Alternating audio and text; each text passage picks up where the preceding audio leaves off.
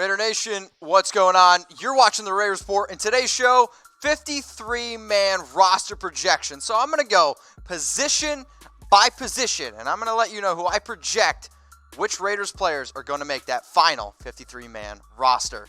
Let's start at the quarterback position. No surprise, Derek Carr is going to be the quarterback 1, and then Mike Glennon. Yeah, I get it. The picture is ugly. He's there at quarterback 2. Nathan Peterman is also on the roster. Let's not worry in case one of these guys gets hurt, because luckily we have Nathan Peterman on our roster, 50th overall on Madden, which might be a little bit high. Now, I've said multiple times that 2019 is a Derek Carr prove-it year, and I know a bunch of you might say, well, maybe we need to have Nathan Peterman on our team in case Derek Carr gets hurt. If Derek Carr gets hurt, let's just freak out, and just the whole season is just going to be in trouble, because Mike Glennon can't get it done, and I can almost guarantee you Nathan Peterman not going to get it done. Now, let's go to the running back position, where I can already hear a bunch of you yelling at me in the comments section.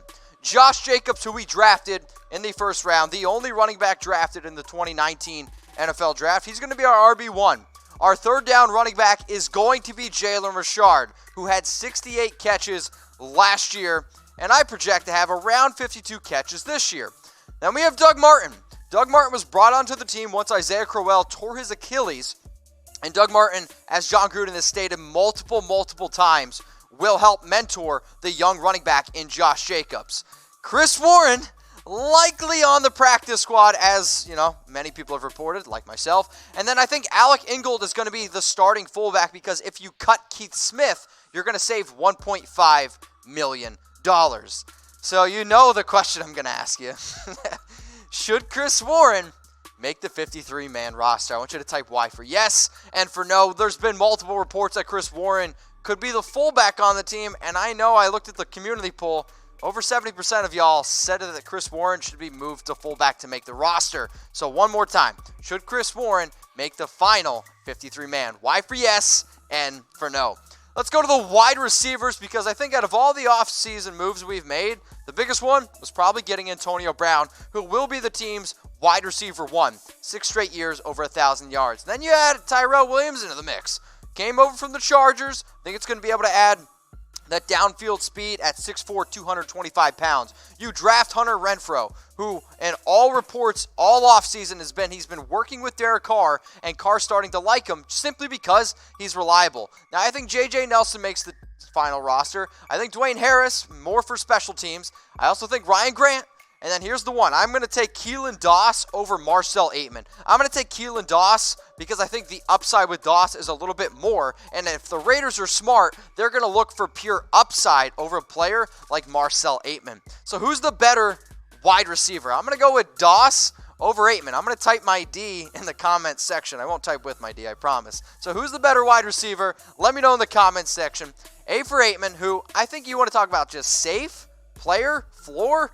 It's Marcell Aitman. You want to give me upside? I'll take the upside in a player like Keelan Doss as literally the last wide receiver on my team. Let's go to tight ends, because who doesn't love a good tight end? Darren Waller, solid option here. Literally this biggest sleeper according to Jon Gruden. Then you have Luke Wilson at tight end 2. Guys, I get it. It's hard to look at Wilson with 2 L's. And then Foster Moreau, the tight end that we took in the 4th round this year. Foster Moreau is interesting to me because he wore number 18 at LSU. And for those of you that don't know, the number 18 at LSU is a very, very big deal. And I think that when you look at all these 3 wide receivers, tight ends, sure, a lot of unproven players, but I think they could at least learn a lot from the coaching staff. Sure, they signed Eric Swoop. He's not going to make the 53-man roster. And Derek Carrier is a likely candidate to get cut, and the Raiders are going to end up saving $1.7 million.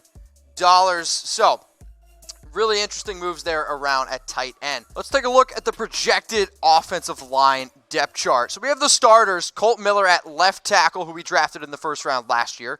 Richie Incognito, who, as I've stated before, is going to be suspended those first 2 weeks. Rodney Hudson, I would argue the best center in the league. Gabe Jackson, and then the highest paid tackle in the league at Trent Brown. So now you're going to see Brandon Parker. If anything happens to Colt Miller or Trent Brown, I think Brandon Parker then would try to fill in at left tackle or at right tackle. Behind Richie Incognito is going to be Denzel Good and Lester Cotton. I think Cooper could also maybe play the right guard position if Gabe Jackson got hurt.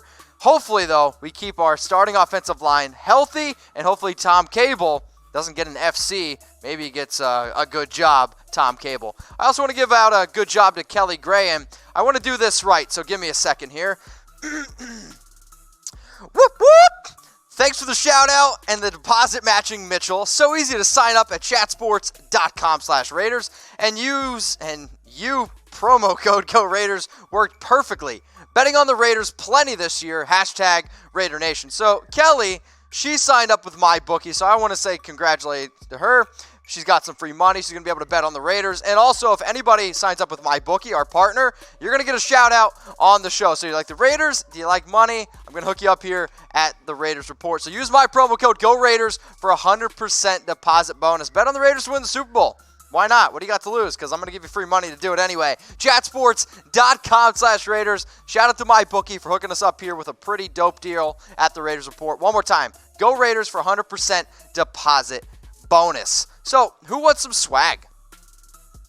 I do. DM me swag if you want some sick Raider swag. So you want these awesome shirts that I wear? Raider Nation Store has hooked me up with this awesome deal. I get to wear all their awesome stuff. You get flags. You want a pop socket on the back of your phone? Guess what? Slide in my DMs. Swag at MitchellRenz365, and I'm going to hook you up.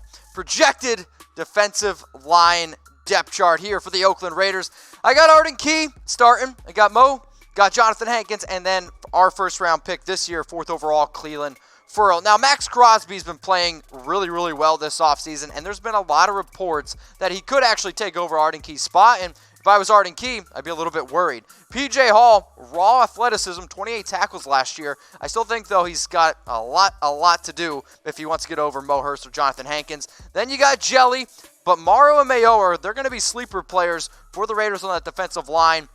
Going to be players that you can insert into the lineup. Veterans who can hopefully add to that sack total so it's not just 13 like we had last season. So how many sacks for the Raiders this year, guys?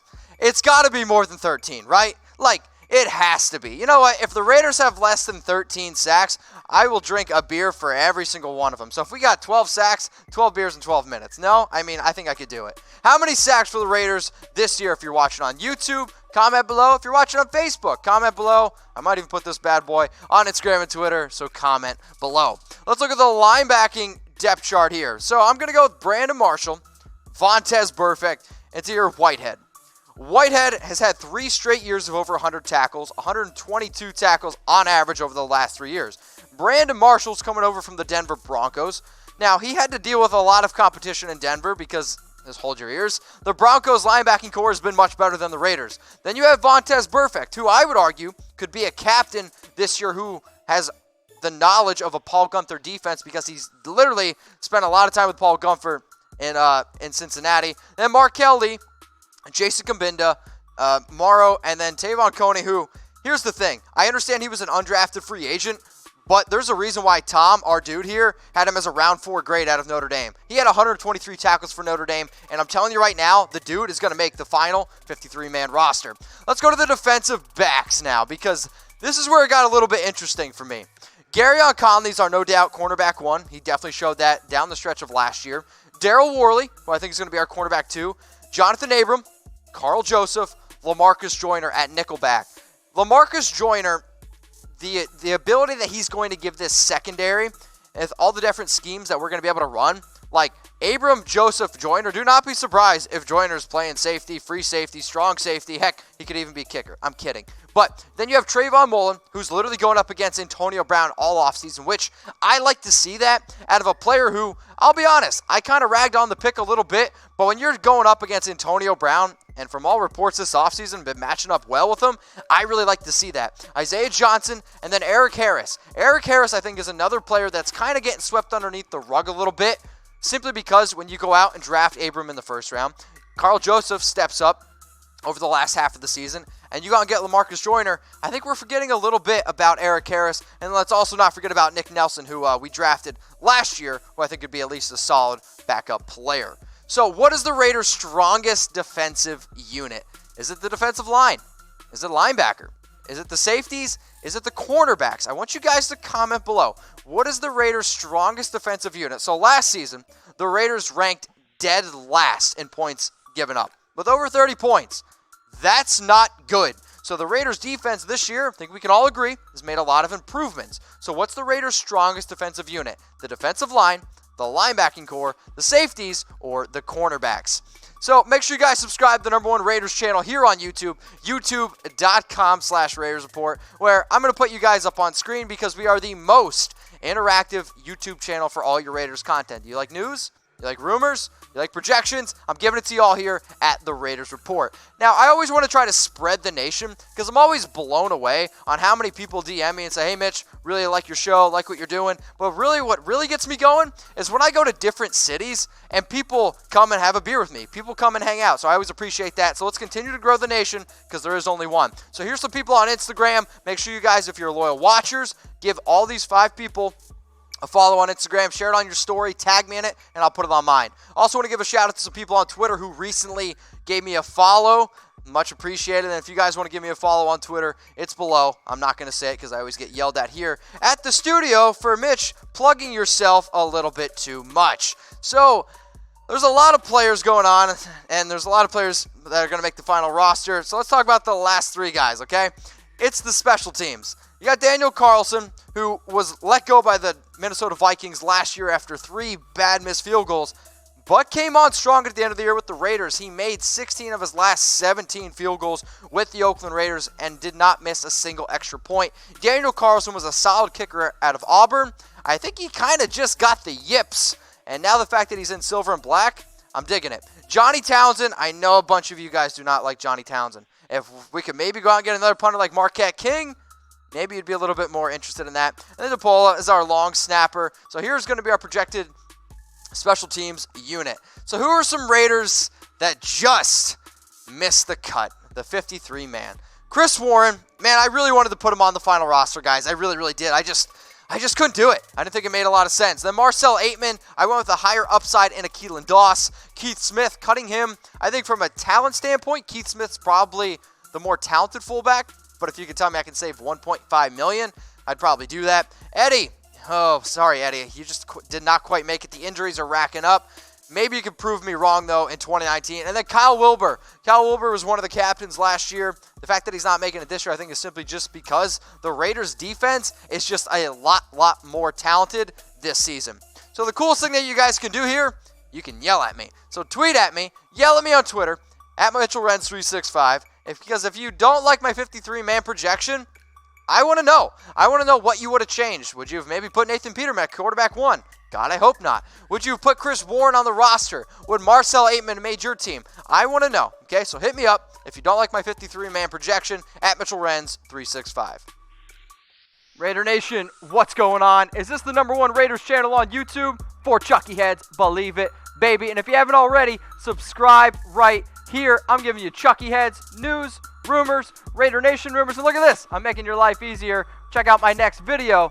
Thanks for watching, and go Raiders.